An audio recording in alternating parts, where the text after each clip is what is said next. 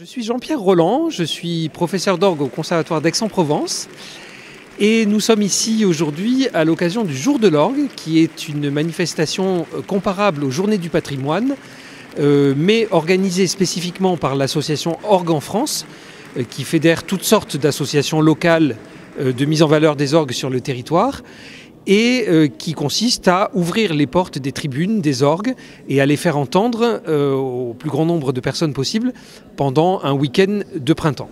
Alors en quelques mots, quelle est l'histoire de cet orgue?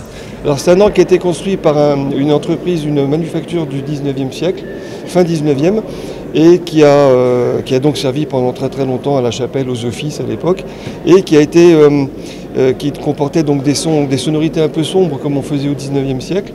Et j'ai un collègue il y a quelques dizaines d'années qui l'a légèrement modifié pour éclaircir un peu les sonorités, mais sans toucher à la structure. C'est-à-dire que la structure est d'origine, à part le son des tuyaux qui est légèrement plus clair, tout le reste est d'origine.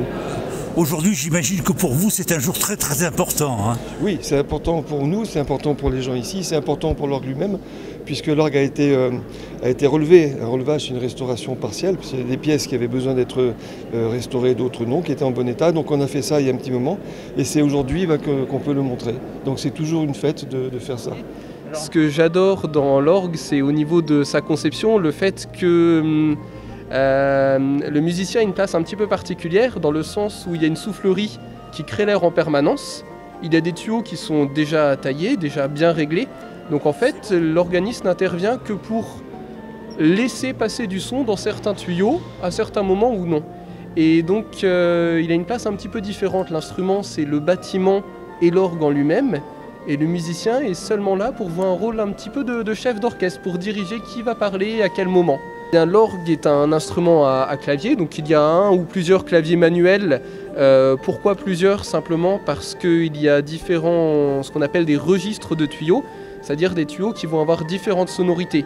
Certains qui vont être très doux, très flûtés, d'ailleurs il y a des tuyaux qui s'appellent des flûtes, d'autres qui vont avoir des sons plus violents, plus explosifs, comme les tuyaux de trompette, de chamade.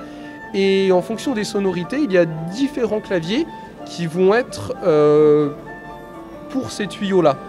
Donc c'est simplement la raison pour laquelle on en a plusieurs. Il y a également un pédalier, donc en fait on a une troisième main, un clavier au pied, ce qui ouvre déjà un champ des possibles assez important, parce que dans un morceau, si l'on joue du piano, on peut jouer facilement des morceaux à 2 voix, à 3 voix, voire à 4 voix. On se retrouve un petit peu limité par nos mains. Et alors on a la possibilité d'utiliser ses pieds pour ajouter une 5e voix, parfois une 6e, mais c'est un petit peu plus complexe.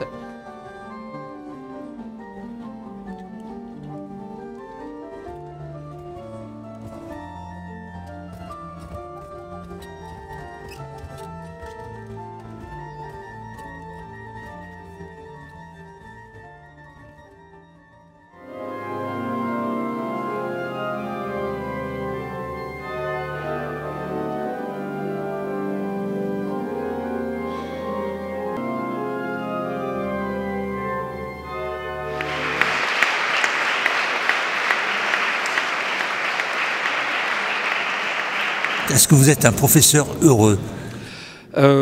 Oui, notamment aujourd'hui, puisque effectivement, lors d'un concert comme celui-ci, tous les efforts, tout le travail en amont, qui n'est jamais ingrat, mais qui peut demander beaucoup de persévérance de part et d'autre, prend son sens. Et je suis heureux tout particulièrement à la fin d'un concert comme celui-ci, parce que j'ai entendu de la part de mes élèves des qualités que je ne leur soupçonnais pas.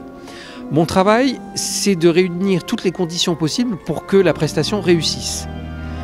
Mais mon travail s'arrête quelques minutes avant le concert. Au moment où ils se produisent, ils sont seuls responsables de l'émotion qu'ils communiquent. Et lorsqu'il y a des émotions et des qualités musicales que je n'avais encore jamais entendues en cours et qui naissent pendant le concert, là je me dis que mon travail est réussi.